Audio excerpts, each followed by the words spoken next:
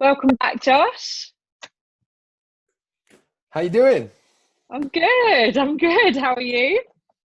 I'm all right. Yeah, I'm good. I'm glad to finally be doing part two of this. Yeah, looking forward to it. Me too. And before we start, I would love to share with you some feedback that I had on the last podcast with you. Hmm. Um, Emma, I've listened to your podcast with Josh, and I just want to say how much of a huge impact it's had on me. I've realised more about me and myself in your podcast than I have in the last 10 sessions of therapy. I now feel really emotional as I'm now 40 and I can see that my behaviour in all areas of my life is down to childhood conditional love. I can't wait for the next episode with Josh. Thank you both so much for being so open, honest, and providing people like me the support that I need.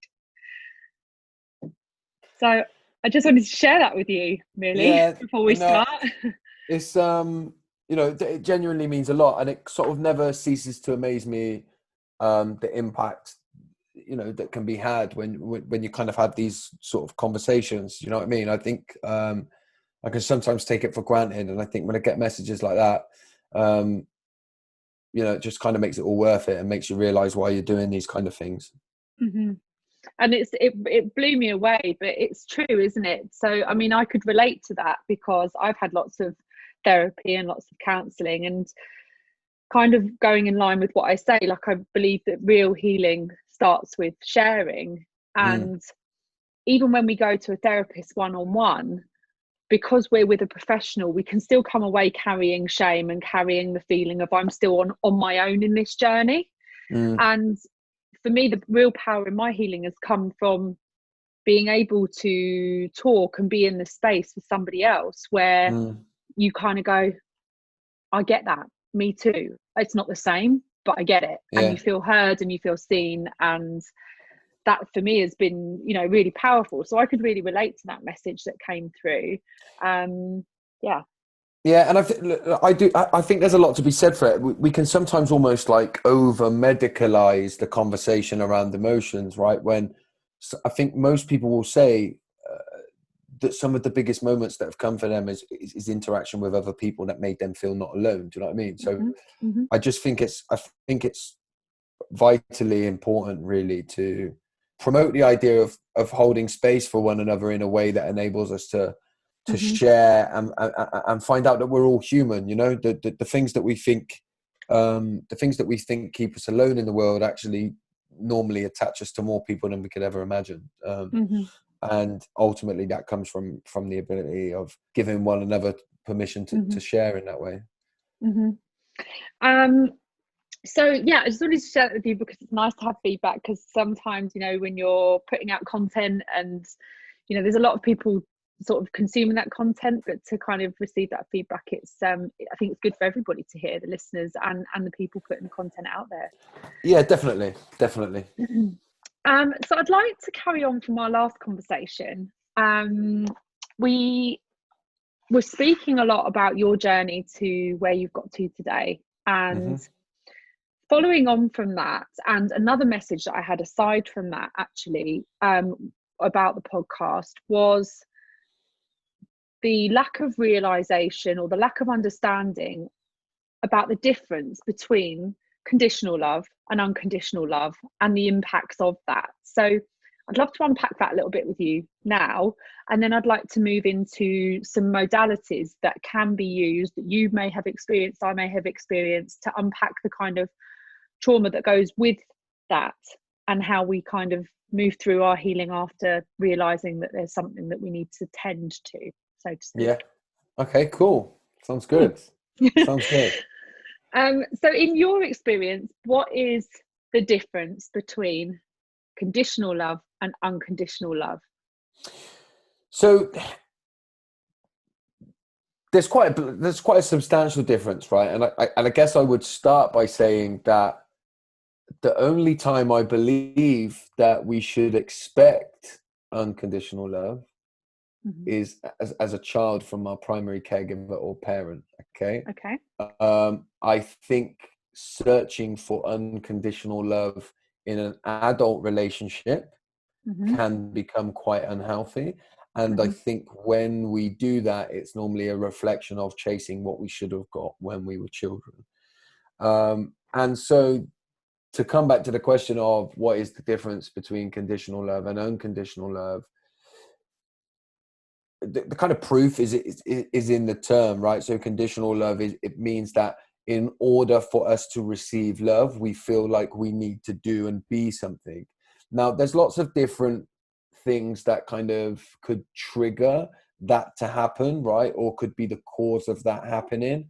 And a lot of those causes are nothing to do with being a bad person or being a bad parent. So, for example, my mum is an amazing human being. She wasn't, I wouldn't call her a bad parent, but because of the situation in which she found herself in, based on my dad's addiction, it meant that I was in a position where, as a child, I felt like the love was conditional. That was Mhm. never her intention, Mhm. um, but it was actually the outcome of what we experienced.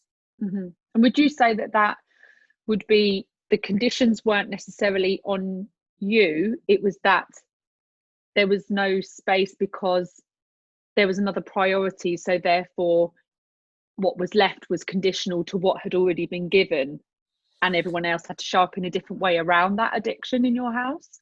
Yeah, so with addiction, you will take on certain roles, and you take on those certain roles because of what you're experiencing and because it's all hidden, right? So it kind of brings Mhm. it back to some of the stuff we were just talking about based on that message, right? Mhm. Which is bringing things into the light, right? And so Mhm. when things are hidden, then there's always conditions. If I'm Mhm. trying to avoid something, like a partner's addiction, Mhm. then there will be conditions because there becomes an elephant in the room. And so Mhm. in order to get through to get to exist in that space, there are ultimately conditions because we all have to keep walking around or getting over the big elephant in the room. So Mhm. quite often circumstances that we find ourselves existing in create those conditions. So Mhm. you don't need addiction, by the way. No.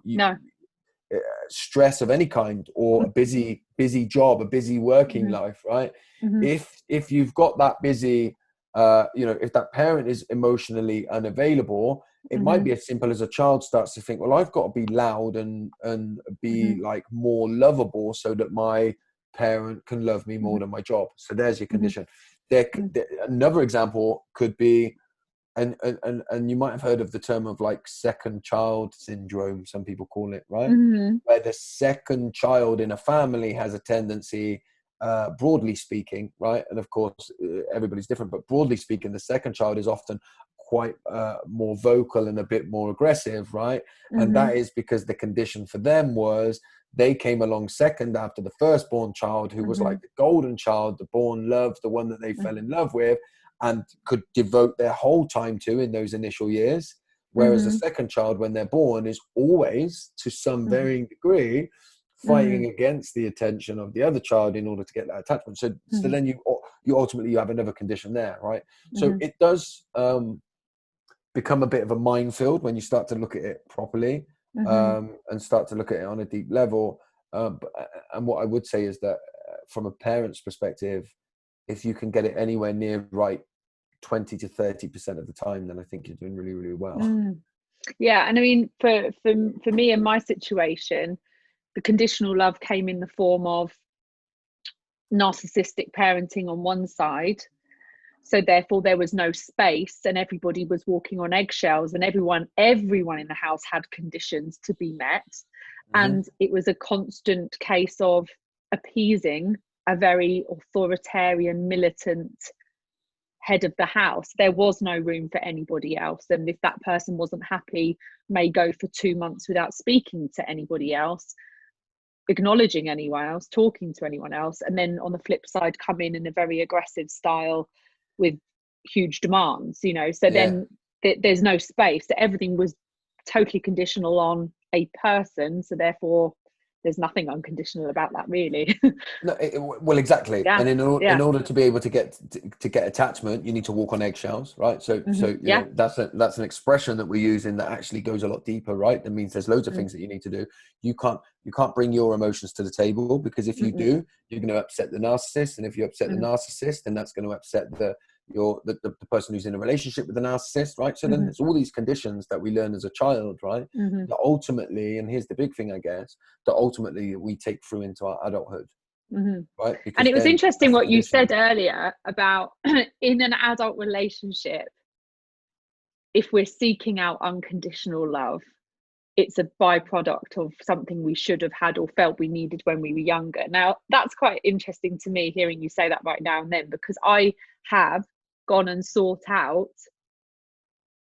like, I've never felt that what I've had in previous relationships has been enough. I'm always seeking something extra, always seeking something more, always looking outside, or have been, not now, but previously. So that, it's just the first time I've heard that. So it's quite interesting that you say that. Yeah, and because you know, there may be you know, more going on in terms of it just being that unconditional, but that need to search for more, right? It would make a lot of sense. But when I say that unconditional love shouldn't happen in adult relationships, right, is because as adults, one adult to another, we always have clear boundaries, right? We should have, yes. Yeah, sorry, yeah, we should have, right? And it Yeah, has to we be, should have. it has to be conditional, right? Yeah. Or it should be conditional, you Yeah. know. But here's the thing, like, if you come from a house where you learnt that the only way you receive love was through conditions, or through bending or adapting and not just being, then quite often the people that I've met who've been kind of through similar journeys get to adulthood and they don't know the first thing about boundaries, because they weren't taught any, because their boundaries were constantly stepped over from a young age. So they've never learned how to put a boundary in place for themselves, and therefore they don't even know how to respect other people's boundaries. I didn't. No. And of course, then they play, and of course they play out the same conditioning as well. So in that relationship, if you're in that relationship with a partner and the partner says to you, "How are you feeling?" Right? I'm putting this very simplistically, but if that partner says, "How are you feeling?" If you've had that conditioning, you'll give them the answer that you think they want to hear, because you think the question is being asked for you to feed that conditioning, which is like, right, how do they want me to feel? Right, they want me to feel really, really good. So you say, "I feel brilliant." Yeah. And then all of a sudden you're not communicating how you feel. And it's based on that conditioning that you were taught when you were younger, that says the question, "How are you feeling?" right, is not one that's seeking to create a space for me to explore how I'm feeling. It's one where someone is seeking validation to know that I'm okay. And so that's the answer that you give, right? Then you will always feel, you begin to start to feel lonely, and you don't know why. And it's because you're not communicating how you're truly feeling. On the flip side of that, if you grew up in a much more functional environment, right, where there was at least one parent that was able to nurture your true self and how you were truly feeling, and there was no conditions on being loved. You knew you were loved anyway, right? No matter what you did, your parents loved you, right? If that happened when you was younger, then when you grow up to be an adult, when you start to seek out relationships, if somebody starts to want to sort of bend and distort you in order for you to be able to fit into that relationship, you're not going to be interested in that, right? And there will be conditions. You will have clear boundaries in those relationships. When somebody says, "How are you feeling?" you'll say, "Well, I feel crap at the moment." And it's not that you won't care, but you have developed a deep enough sense of self to know that you're not going to jeopardize that core sense of self for somebody else. And then it might take you longer to get a relationship, because you'll seek out somebody that's much more fitting, because anybody that's not, you'll call it out and you'll see it straight away.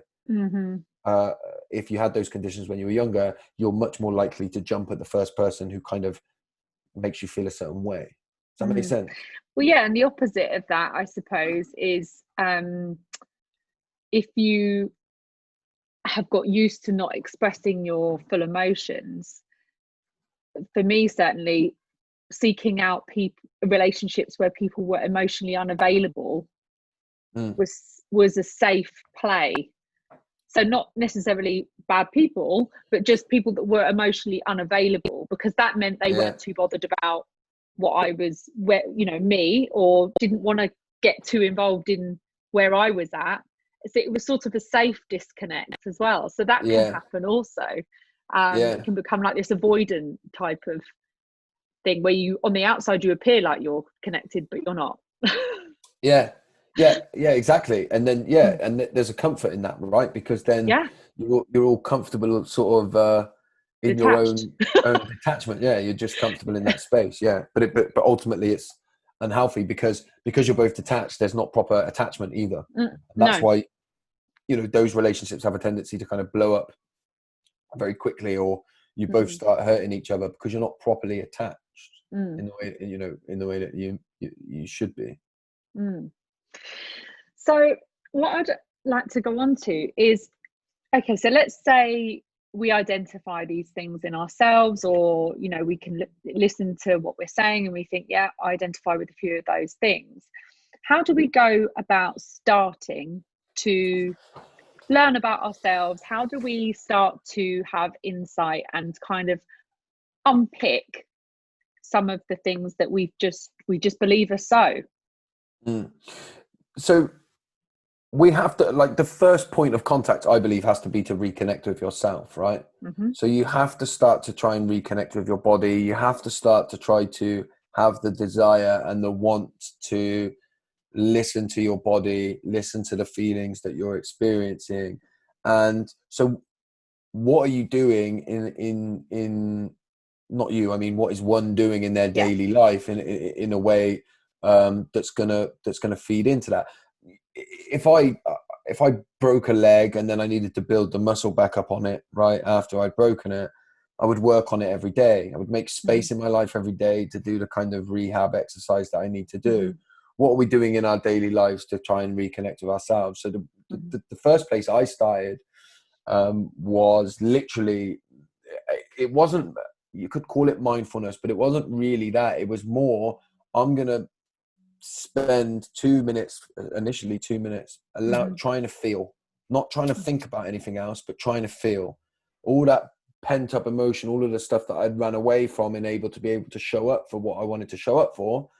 I'm going to start trying to feel that. And I did that for like the first 2 years. I had some crazy experiences in that where I would feel the emotion coming on and I'd think I'm going to let it come.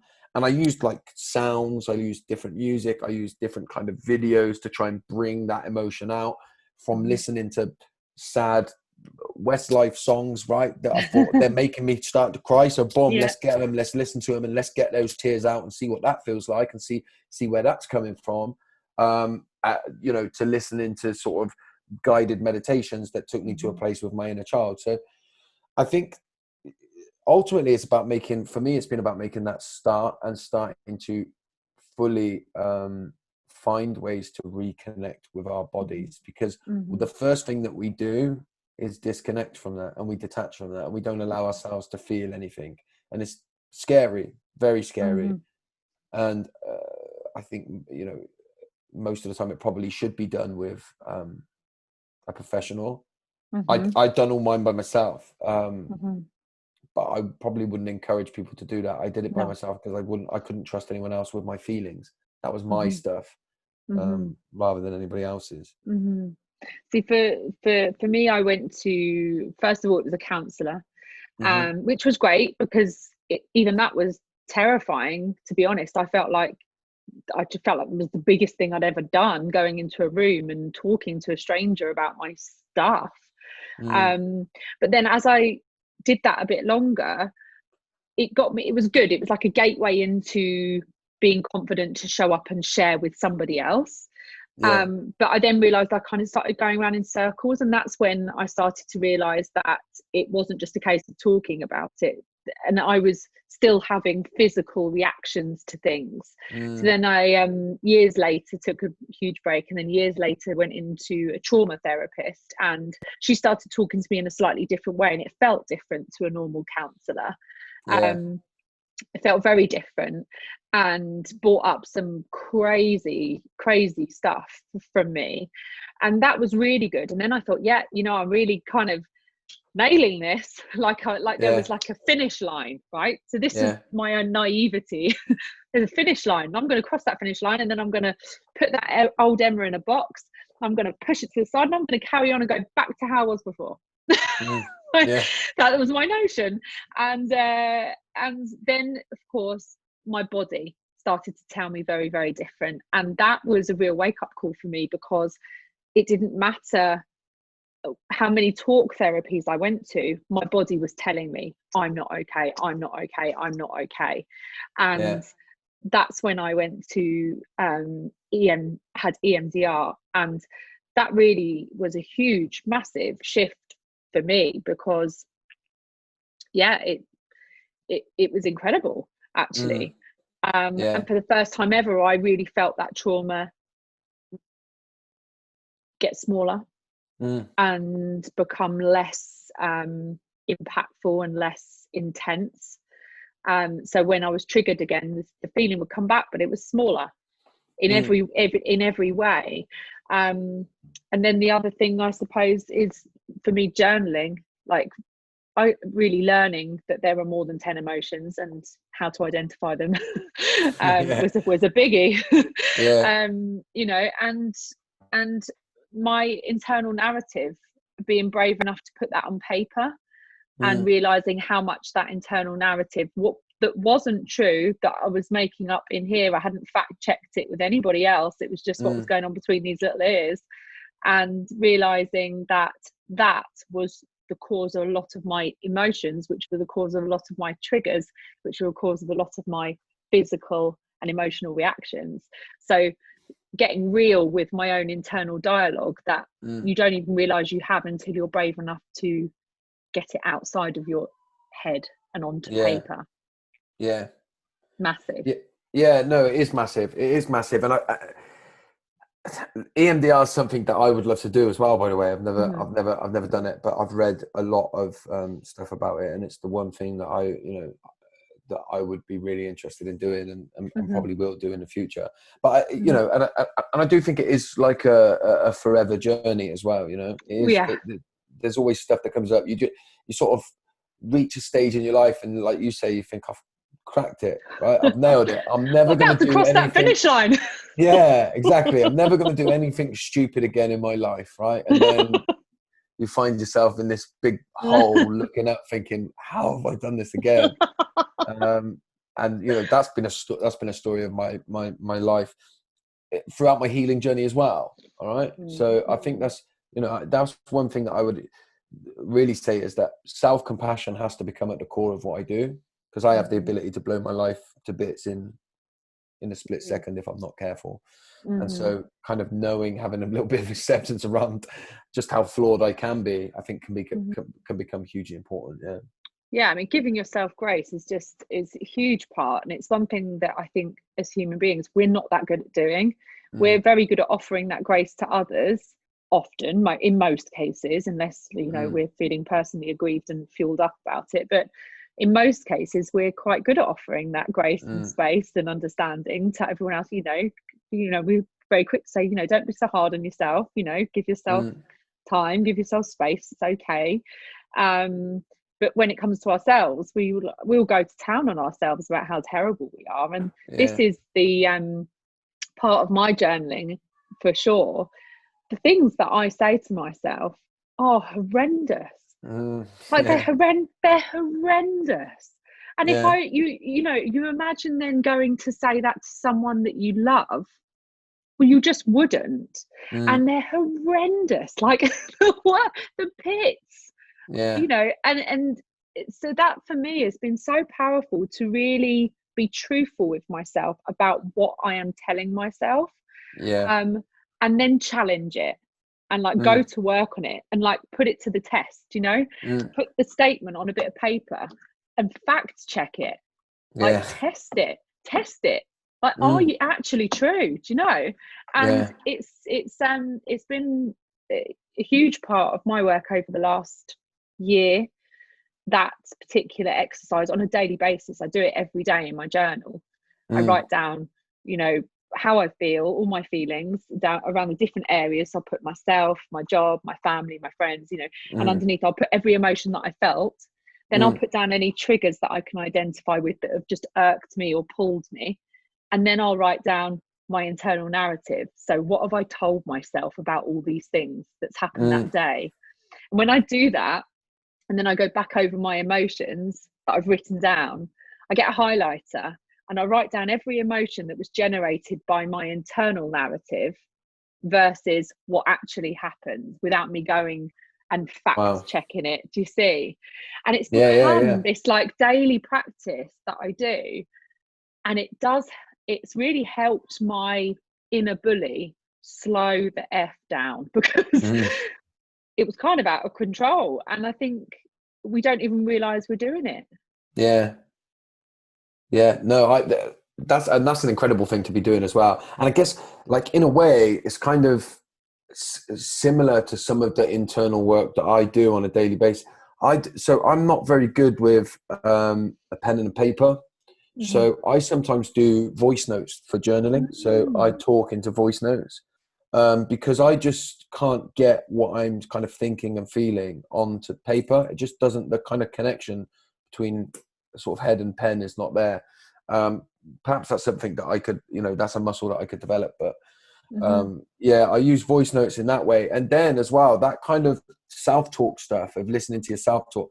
Every morning I do like a 5-minute process in front of the mirror, right? This sounds really crazy, but so I call it like my self-love, self-compassion routine, right? And that is where I spend 5 minutes in the mirror. I put some like creams and stuff on my face, right? I have a vitamin drink that I have. I don't know what either of the things do, but it's just that process of looking in the mirror and spending, if I'm doing something that I'm not pleased about in my life, I can't look myself in the eye.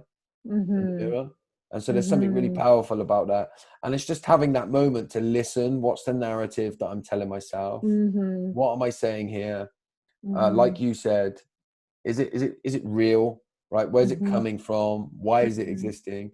But it's consciously loving myself in that way, to know that whatever I go out and do in the day, right, I'm making an attempt to love myself in this space. And that's been hugely significant to me as well. It just stops that kind of toxic cycle of just beating myself up every single day, which it's is just very, it's trying to find some way of this, like just finding a way that works for you to put the brakes on and pause. For me, I think the biggest thing is, how can you find a way to pause and not be in that reactive mode and be in a reflective mode? And that's when we can really learn some massive lessons about ourselves and have that insight. And another question that I ask myself, right? So when I turn up, when I show up in a situation, and I know that I'm not being 39-year-old Emma with, sound experience and, not sound experience, but experience. And as I am right now with you, for example. So in a triggered state, I might show up, and the one question that sometimes I despair at the answers I get, but I'm excited to ask myself, because I know it's going to give me some good answers, is how old is this version of Emma that's showing up right now? So if I'm too triggered in that moment, I don't have the space to be that reflective. But afterwards, you've got the time, you've got the space. So I sit down and I'll journal. And I never used to be able to journal. I used to find it very difficult. And I'll say something about that in a minute that you might find interesting. I don't know. But I will try and say to myself, okay, how old was that Emma in that moment? Was that a 39-year-old Emma? Like, definitely not. Was that, was it a 21-year-old Emma? And then I generally get back to an age, and it'll be, well, that was an 11-year-old Emma that showed up to that conversation. And when that person said that, I was triggered. And 11-year-old Emma showed up, and she was 11. What was going on for me at 11, and what is it reminding me of? And when have I felt that way before? And that's a question that helps me to quickly kind of lace back through the layers and go, okay, maybe this is what I've been bringing through. in that moment, and why, and what was the trigger, and what do I need to sit with and think about and feel for this to kind of move. And it's just, each time I do it, it gets a bit easier. And sometimes, not often, sometimes I can catch myself real time, which is like a massive win. oftentimes it's reflective, which is still better than nothing at all. But it's like you say, like practicing, that muscle, getting that muscle good at doing that thing. Yeah. And someone said something to me about writing. So they asked me to do, I have a coach at the minute, life coach, and she said to me she wanted me to write down a letter to myself, and in that letter write down all the things that you could say but you don't say because it would hurt people, upset people, whatever. She said, let loose anything that's inside you that you want to say, doesn't matter how terrible it is, write it down. She said, just start. She said, and also write down everything that your younger self would have needed to hear in these moments when you were upset. And then if it was a person that upset you, write down everything that you would say if you could say it, or if you could go back and say it. And in that moment, at that time, at that age, just get it out. Anyway, she set me the challenge. It took me 13 days to pick up the pen. I just could not bring myself to do it. Yeah. And then I was seeing her on day 14, and all I thought was, I'm seeing her tomorrow. And if I don't have this letter written, I'm for the high jump. So I thought, right, okay, I'll do it. And it was honestly so difficult. I sobbed through the whole thing. Like, the paper was covered in tears. The ink was everywhere. But the stuff that came out of me was just off the charts. Yeah. But what it did, she said to me afterwards, when you've written it, go and burn it, because that way you've got safety, because then you know that no one's ever going to read it. You just burn it and it's gone. It was so therapeutic and cathartic at the same time. But I asked her the next day, I explained I really struggled to do that, and I waited till day 13 to do it. And the only reason I did it on 13 is because you were seeing me on day 14. And she said that it can be normal for people that have experienced quite a lot in their life to be able to talk very freely about their experiences once they got in the habit of doing it. She said, you could sit in front of me and list off what's happened, like a bullet point. Yeah. She said, but when you write, with some people, it is so connecting to their heart that it's incredibly difficult to do. She said, what you've just said to me, you would probably struggle to write. And she's completely correct. Wow, so that's really significant. Yeah. That's probably and it's probably one of the reasons why I don't do it. It's probably why I don't write regularly, because I did I've done the writing a letter to my dad. Yeah, and I did that, and it's something that I could talk about, but writing it does that connection, doesn't it? Yeah. So that makes a lot of sense. So maybe I should do a bit more writing. Honestly, this is current for me, and it's like super challenging for me to write. I find it much easier to say. So for some reason I managed to disconnect a little bit when I say it and safeguard whatever it is that I'm somehow. That makes sense. But to write it, she says, it's coming from your heart, and that's why it's so difficult. It makes a lot of sense. Makes total sense as well. Yeah. Funny, isn't it? It is, yeah. But this is the things that you learn, I guess. These are the things that you learn, and that's why one of the main things I say to myself is wake up with the idea that I could be wrong about everything that I've ever believed, and I do that every day, so that it gives me the opportunity to go, shit, I need to try this thing, and then go and try it, and then all of a sudden you think, oh my god, how did I think I was well yesterday? But listen, do you know what I mean? But the inner child work is some stuff that I've had some really powerful experiences with, like inner child kind of guided meditations and stuff like that. Going back and reconnecting with my inner self, that kind of sensitive child part of me. I think it's been some of the most important work that I've done. And it's also a very like personal experience as well. Almost going back and doing the parenting that I felt like I missed out on. that relearning to regulate emotionally and things like that.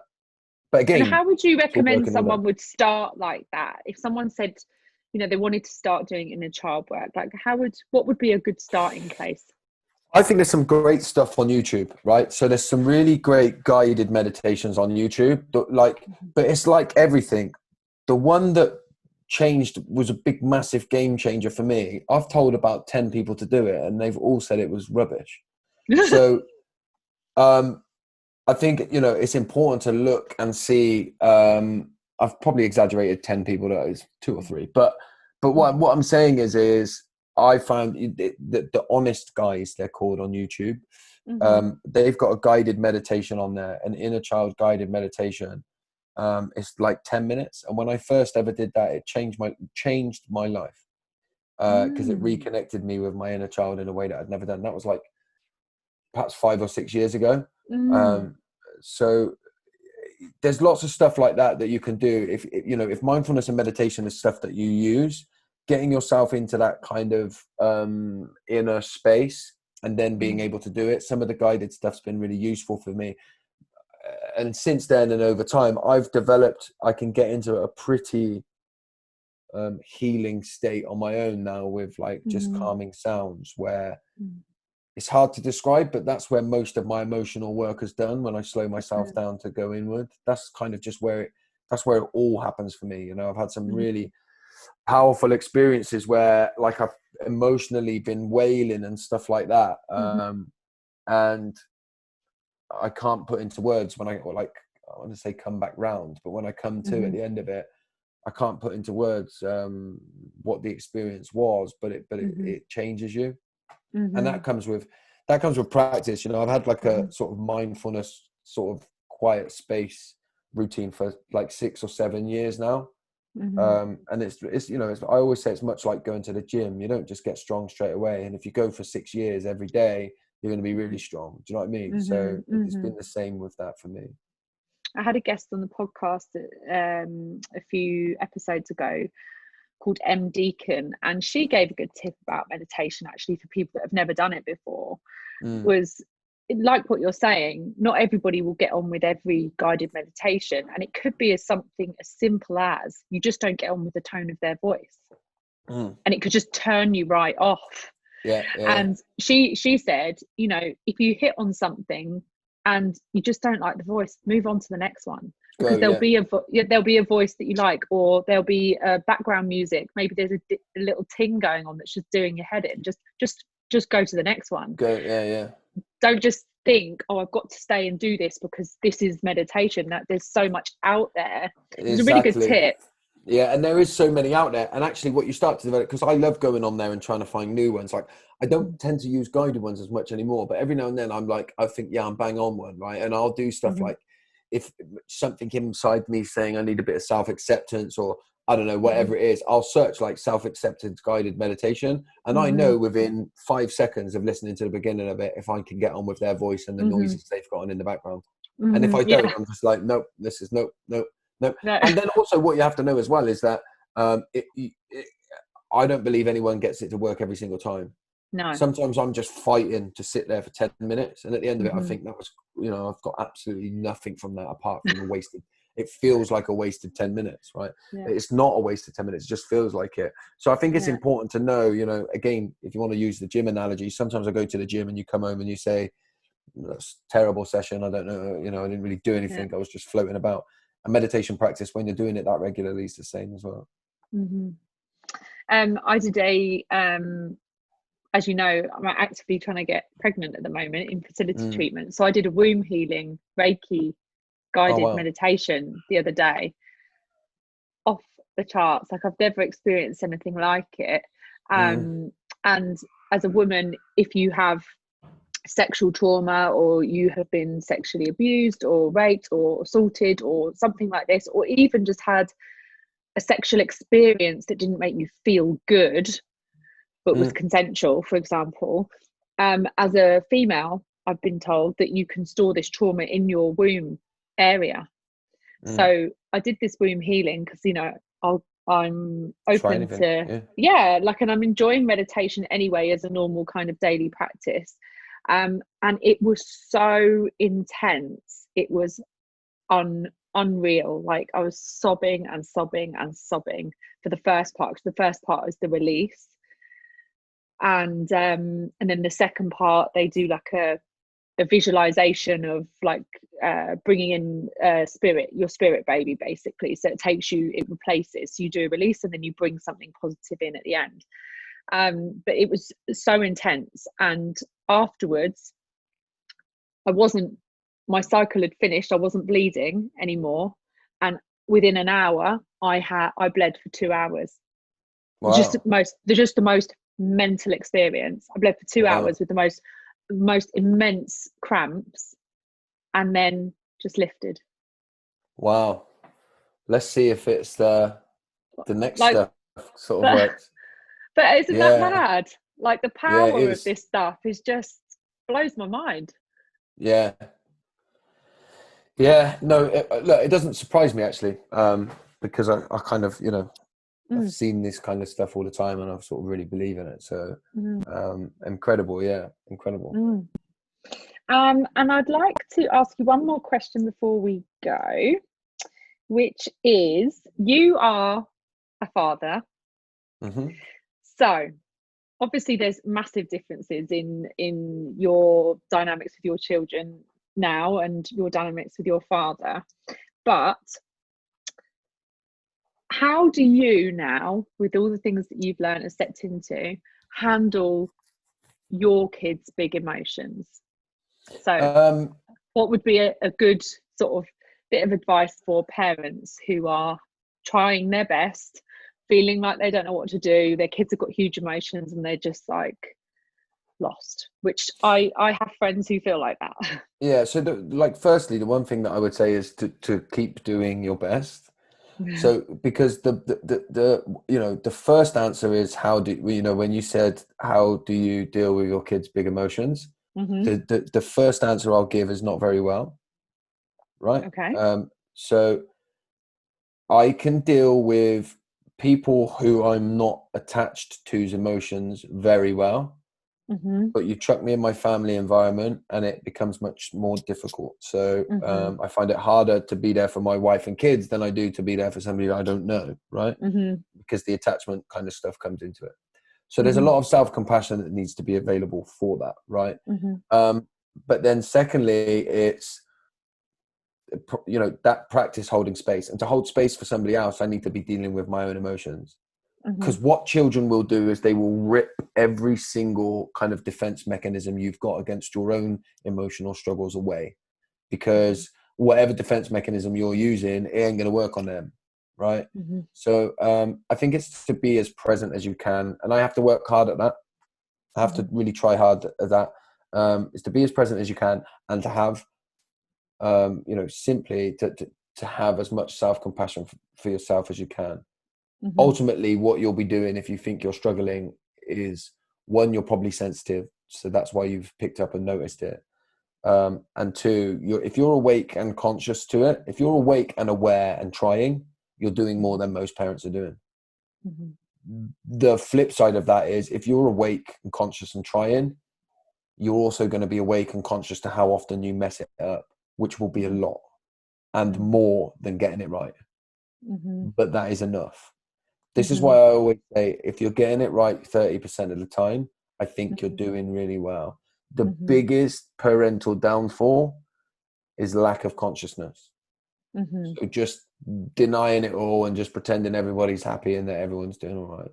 And if you live in that state 100% of the time, then everything's going to come back to what we said at the beginning, conditional. If you're awake and doing your best to be as conscious as you can, you're already doing more than most parents. So that would be my answer. And I guess it's probably less technical than most people would expect me to give. But ultimately I recognize how flawed we are. So that's my answer. More compassion. I like that. I love that. Thank you, Josh. Is there anything else that you'd like to cover off before we go today? No, I think I came in with an open mind, and I think it's been as good a conversation as I knew it would be. So I'm Mhm. you know, kind of appreciate that. I appreciate the feedback that's given us the opportunity to do a number 2 as well. So Mhm. here's to number 3. We'll have to see what goes on, won't we? See what we Yeah. can unpick next. So yeah, Exactly.